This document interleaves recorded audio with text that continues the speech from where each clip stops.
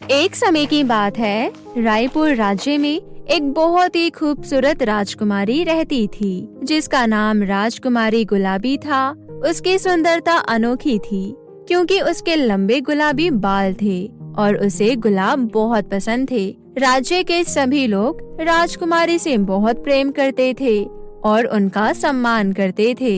एक दिन 3 छोटे बच्चे गुलाबों के गुलदस्ते लेकर राजकुमारी के पास आते हैं। पहले बच्चे का गुलदस्ता गुलाबी रंग का था और दूसरे का सफेद रंग का था और तीसरे का पीले रंग था और तीसरे का पीले रंग का था। बच्चे राजकुमारी से कहते हैं, राजकुमारी गुलाबी, आपको किसका गुलदस्ता सबसे ज्यादा पसंद आया?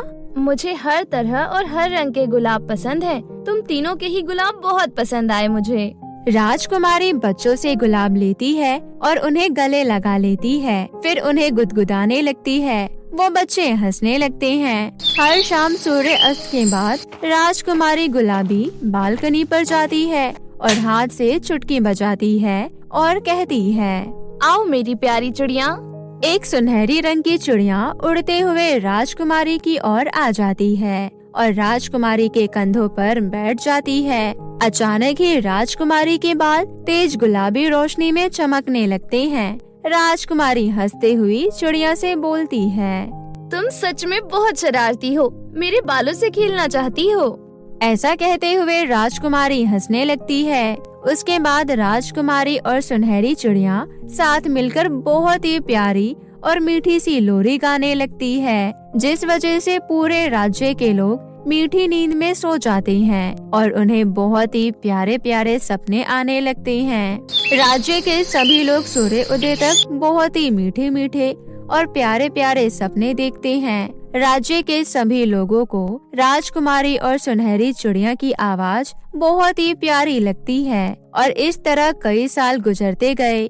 हर शाम राजकुमारी गुलाबी उस छोटी सी सुनहरी चिड़िया के साथ बालकनी में खड़ी होकर एक बहुत ही प्यारी लोरी गाती थी, ताकि राज्य के सभी लोग मीठी नींद में सो जाए और सूर्य उदय तक उन्हें अच्छे अच्छे सपने आए। एक दिन बहुत ही भयानक घटना घटी। एक दुष्ट चुड़ैल को राजकुमारी गुलाबी के बारे में पता चला। राजकुमारी जब लोरी गाती है तो वो चुड़ैल अपने कान बंद कर लेती है और कहती है, मुझे ये नहीं पसंद, इतना मीठा गाना, मैं ये गाना इसको नहीं गाने दूंगी। दुष्ट चुड़ैल ने राजकुमारी को श्राप देने का फैसला किया। आबराकडाबरा, गुलाब का रंग फीका पड़ जाए। राजकुमारी जब लोरी गाने के लिए बालकनी में जाती ही है, तभी राजकुमारी गुलाबी के बाल काले हो जाते हैं। राजकुमारी गुलाबी अपने बालों को देखकर कहती है, ये मेरे बालों को क्या हो गया, ये काले क्यों हो गए? राजकुमारी गुलाबी सोच में पड़ जाती है और कहती है, पर मुझे अपने राज्य के लोगों के लिए लोरी गानी ही होगी। उन्हें सुंदर सपने के साथ मीठी नींद में सुलाना होगा। और अपने हाथों से चुटकी बजाई। फिर जब वो सुनहरी चिड़िया उसके कंधों पर बैठी तो राजकुमारी के बाल काले रोशनी में चमकने लगे।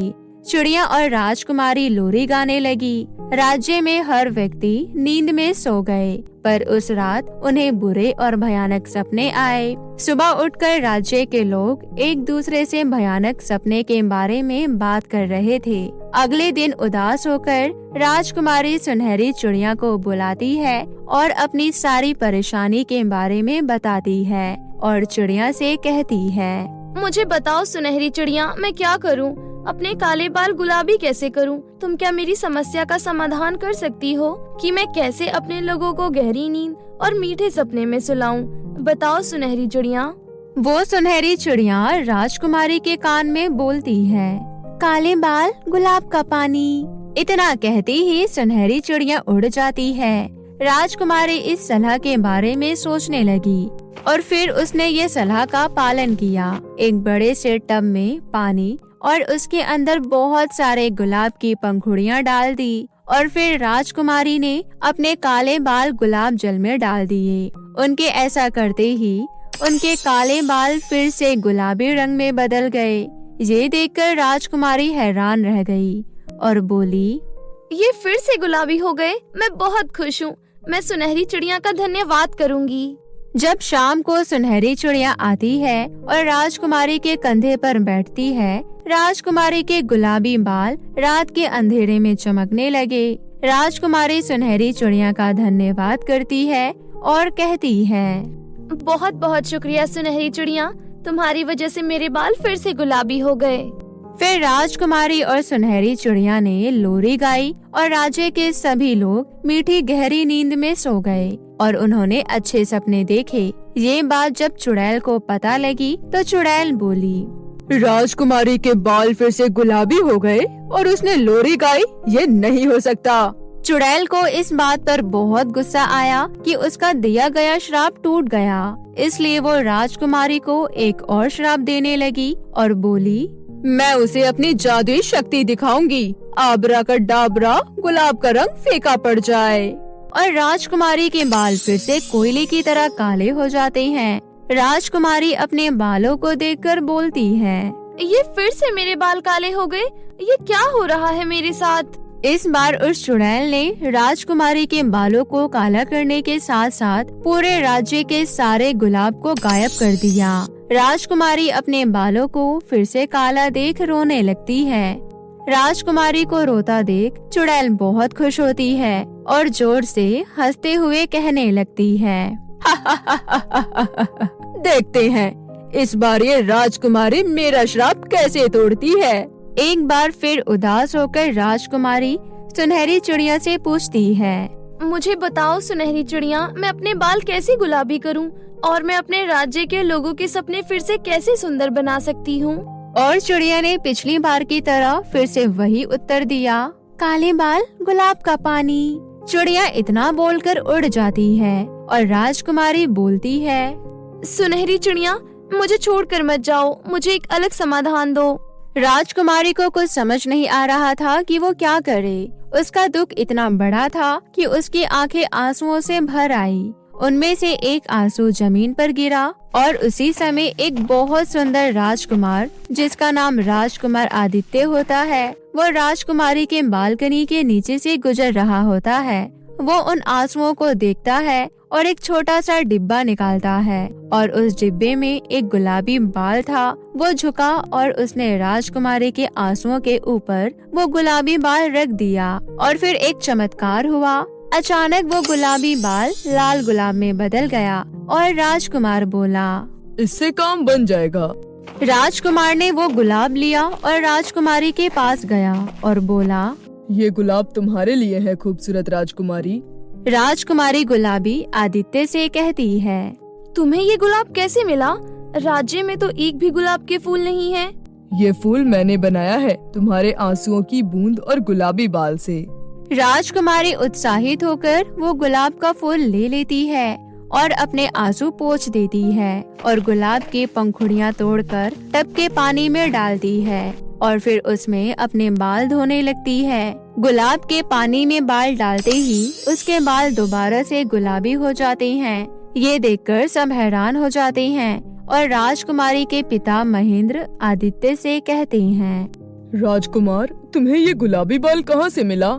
महाराज, जब मैं और राजकुमारी छोटे थे तब मैंने राजकुमारी के सिर से एक बाल तोड़ा था अपने वफादारी की निशानी के रूप में, और राजकुमारी ने भी मेरे सिर से एक बाल तोड़ा था और अपने पास रखा था। ये सच है पिताजी, मैंने राजकुमार के सिर से एक बाल तोड़ा था। मैं अभी दिखाती हूँ। राजकुमारी एक छोटा सा डिब्बा लेकर आती है। उस डिब्बे के अंदर राजकुमार का एक बाल होता है। राज्य के सभी लोग इस खबर से खुश हो जाते हैं। महेंद्र राजकुमार आदित्य और राजकुमारी गुलाबी की शादी का प्रस्ताव दोनों के सामने रखता है। दोनों ये प्रस्ताव स्वीकार कर लेते हैं और राजकुमार और राजकुमारी की शादी हो जाती है। जब ये बात चुड़ैल को पता लगती है कि उसका दिया हुआ श्राप फिर से टूट गया, तो वो चुड़ैल गुस्से में इतना आग बबूला हो जाती है कि वो जलकर राख हो जाती है। चुड़ैल के जलकर राख होने के तुरंत बाद पूरा राज्य गुलाब के फूलों से दोबारा खिल उठता है। अंत में हर शाम की तरह राजकुमारी गुलाबी सुनहरी चिड़िया के साथ लोरी गाती है, जिससे पूरे राज्य के लोग मीठी नींद में सो जाते हैं और उन्हें बहुत अच्छे अच्छे सपने आने लगते हैं। जादुई लाल लिपस्टिक। एक गांव में मनोज अपनी 5 साल की बेटी मोना के साथ रहता था। मोना की मां नीता का 1 साल पहले ही स्वर्गवास हो गया था। तब से मनोज ही उसकी देखभाल करता था, लेकिन अब मनोज के लिए ऑफिस और मोना को एक साथ संभालना मुश्किल हो रहा था। इसलिए उसने दीपिका नाम की एक औरत से दूसरी शादी कर ली। दीपिका, तुम्हें पता ही है कि मैंने तुमसे शादी किस लिए की है। तुम्हें यहाँ किसी चीज की कमी नहीं होगी। बस तुम मेरी बेटी मोना का अच्छी तरह से ध्यान रखना। मैंने अपनी आधी जायदाद भी तुम्हारे नाम कर दी है। तुम उसे माँ से भी बढ़कर प्यार देना। आप बिल्कुल चिंता मत कीजिए, मैं मोना का अच्छी तरह से ख्याल रखूंगी। अपने कहे अनुसार दीपिका मोना का अच्छे से ख्याल रखती है, लेकिन ये ख्याल और प्यार केवल कुछ महीनों के लिए था, क्योंकि कुछ महीनों बाद दीपिका की अपनी खुद की एक बेटी हो जाती है। दीपिका उसका नाम मानसी रखती है। मानसी के होने के बाद दीपिका ने मोना से प्यार करना तो मानो छोड़ ही दिया था, बल्कि वो मोना से ही घर के काम करवाने लगी थी, क्योंकि अब वो अपना सारा टाइम मानसी को ही देती थी। मोना अपने छोटे छोटे हाथों से ही अकेले घर का सारा काम करती थी, और यदि उसे काम करने में कभी देरी हो जाती तो मानसी उस पर बहुत जोर से चिल्लाती थी और कभी कभी तो उसे मारती भी थी। ए मोना की बच्ची, तू थोड़ा जल्दी पोछा नहीं लगा सकती? तुझे पता है ना, फर्श पर मानसी खेलती है। माँ, कल से मैं जल्दी काम कर दिया करूँगी। हाँ, तेरे लिए वही अच्छा होगा, नहीं तो तू जानती है मैं तेरे साथ क्या करूँगी। ऐसे ही दिन बीतने लगते हैं। एक दिन मनोज मोना को ढेर सारे कपड़े धोते हुए देख लेता है और वो बहुत गुस्से में दीपिका के पास जाता है। ये तुम क्या कर रही हो? क्या इसी दिन के लिए मैं तुम्हें इस घर में लेकर आया था? तुम मेरी छोटी सी बच्ची से इतना सारा काम करवाती हो, तुम्हें शर्म नहीं आती? हाँ, नहीं आती शर्म। मैं कोई इस घर की नौकरानी थोड़ी ना हूँ जो अकेली घर का सारा काम करती रहूँ। और वैसे भी लड़की जात है, काम सीख जाएगी तो इसी के लिए अच्छा होगा। दीपिका, मोना अभी बहुत छोटी है। अगर आपको इतनी ही तकलीफ है तो अपनी बेटी को लेकर घर से निकल जाइए। तुम्हारी हिम्मत कैसे हुई मेरे घर से मुझे ही निकालने की? ये घर आपका नहीं है। पहले आधी प्रॉपर्टी मेरे नाम कर दी थी और आधी प्रॉपर्टी आपकी बेटी मोना के नाम थी। उसे पाने के लिए मैंने ज्यादा कुछ नहीं किया, बस मोना से आपकी आधी बची प्रॉपर्टी पर उसके सिग्नेचर ले लिए। इस तरह से सारी प्रॉपर्टी मेरी हो गई। अब आप देख लो, या तो मोना इस घर का सारा काम करेगी या फिर आप मोना को लेकर घर से निकल जाइए। ये सब सुनकर मनोज को तो झटका सा लग जाता है और उसे पछतावा होता है कि उसने दूसरी शादी क्यों की। अब वो अपनी आंखों के सामने अपनी छोटी सी बच्ची को काम करते हुए देखता था और वो कुछ भी नहीं कर पाता था। मनोज अपनी बेटी की हालत देखकर बहुत दुखी होता था। इस कारण उसे एक दिन हार्ट अटैक आया और उसकी इस कारण मृत्यु हो गई। इसके बाद दीपिका को और भी आजादी मिल गई थी। इसी तरह कई साल बीत गए। मोना और मानसी दोनों बड़ी हो गई थी। घर के कामों में उलझे रहने के कारण मोना अपने आप का ध्यान ही नहीं रख पाती थी, जिस वजह से बड़े होने के साथ साथ मोना का चेहरा मुरझाया हुआ सा हो गया और उसके चेहरे पर काले काले धब्बे भी हो गए थे, जिससे वो बिल्कुल बदसूरत दिखने लगी थी। मानसी बड़ी होने के साथ साथ बहुत ही खूबसूरत हो गई थी, लेकिन दीपिका के लाड प्यार ने उसे बिगाड़ दिया था। वो दिन भर शॉपिंग और पार्टी में बिजी रहा करती थी। इतना समय बीतने के बाद भी दीपिका और मानसी का व्यवहार मोना के प्रति बिल्कुल नहीं बदला था। अब तो दोनों माँ बेटी मिलकर मोना का मजाक भी बनाया करती थी। माँ, इसका चेहरा देखकर आपको उल्टी नहीं आती क्या? इसे देखकर तो मेरा पूरा मूड खराब हो जाता है। सही कहा तूने बेटा। उन दोनों की बातें सुनकर मोना अक्सर बहुत दुखी हो जाती है। माँ, अगर आपको मेरे चेहरे के दाग धब्बे इतने ही बुरे लगते हैं तो आप मेरा इलाज क्यों नहीं करवा देती? देख, तेरे ऊपर खर्च करने के लिए मेरे पास एक भी पैसा नहीं है। वैसे भी तू बस हमारे लिए इस घर की नौकरानी है। इस तरह दिन बीतने लगते हैं। मानसी, देख, मैंने तेरे लिए एक लड़का देखा है। उसकी फोटो देख और बता कैसा है। माँ, ये तो बहुत ही सुंदर है और कपड़ों से अमीर भी लग रहा है। इतने में दीपिका की एक सहेली राखी उसके घर पर आती है। क्या बात है दीपिका, आज तू और तेरी बेटी बहुत खुश लग रही हैं। खुश कैसे नहीं होंगे? मैंने मानसी के लिए एक लड़का देखा है जो दिखने में बहुत ही सुंदर है और ऊपर से अमीर घर का है। अच्छा, लेकिन मोना तो मानसी से 5 साल बड़ी है। उस हिसाब से तो तुझे पहले मोना की शादी करवानी चाहिए। तुम अपने काम से काम रखो। एक तो वो दिखती ही गरीब है और उसका चेहरा भी एकदम बदसूरत है। तुम्हें लगता है कोई उसे शादी करेगा? उसकी सहेली गुस्से में वहाँ से चली जाती है। ये सब बातें सुनकर मोना बहुत दुखी हो जाती है। उसी रात मोना कहती है, हर लड़की का एक सपना होता है कि उसके लिए एक राजकुमार आए और उसे डोली में बिठा कर ले जाए, लेकिन अफसोस मेरे साथ ऐसा कभी नहीं होगा। सही तो कहती है माँ, कितनी बदसूरत हूँ मैं। ये सब सोचते सोचते ही मोना की आंख लग जाती है। अगले दिन मानसी को देखने वही लड़का आता है और रिश्ता पक्का हो जाता है। दीपिका शादी की तैयारी में जोरों शोरों से लग जाती है। अरे ओ कल्लो माई, जरा जल्दी जल्दी हाथ चला, कितने सारे काम बाकी हैं अभी, और तो कछुए की तरह लगी हुई है। हाँ माँ, करती हूँ, मैं भी तो इंसान हूँ। आपको मुझ पर बिल्कुल दया नहीं आती है क्या? नहीं आती। खुश। कुछ दिन ऐसे ही बीत जाते हैं। शादी से ठीक 2 दिन पहले मानसी के लिए मेकअप का सामान आता है, जिसमें लहंगा, मेकअप और बहुत सारी चूड़ियाँ होती है। ये सब सामान देखकर मोना सोचती है, मेरी शादी होती तो मेरे लिए भी इतना सारा मेकअप का सामान, लहंगा, चूड़ियाँ आती। ये सब सोचकर मोना बहुत दुखी हो जाती है।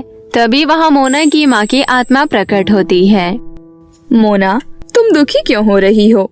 मरने के बावजूद तुम्हारे माता पिता तुम्हारे साथ हैं। माँ, आप और पिताजी मुझे छोड़कर क्यों चले गए? आपको पता है छोटी माँ मुझ पर कितना जुल्म करती है।